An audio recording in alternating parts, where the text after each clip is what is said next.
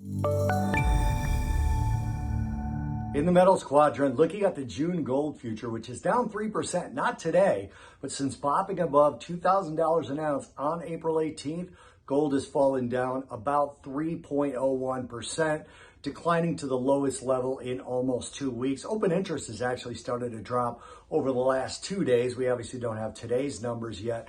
Currently, we're down 1.5% on the week, and if it stays this way, it'll be the first down week in the last 3. Today, got up to 1960.10. That was up a little bit less than 1/4%. On the low side of things, I should say, 1938 even was down 0.9%. We finished the day down just over 0.5%.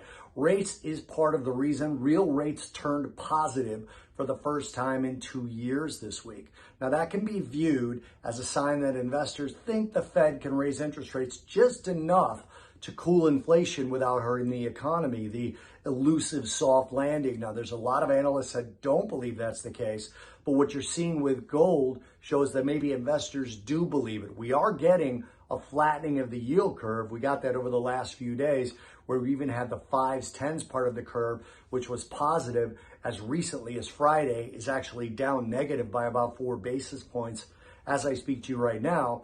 But that would be a reason to get rid of some gold holdings as a hedge if you got real rates positive again, which means you're actually earning money on your money by investing in the safest possible asset, which is, of course, U.S. Treasuries. Some say gold is, but generally when you're talking about the risk-free rate, you're talking about Treasuries. And if real rates are negative, that's inflation minus the interest rate. That means even in Treasuries, you'd be losing money and people flock to gold.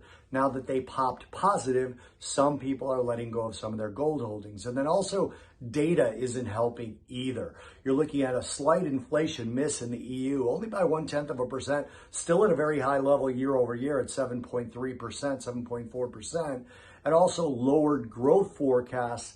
Not taking them down into recession territory, but lowering them is also taking away some of the fear of inflation, which has been a headwind for gold.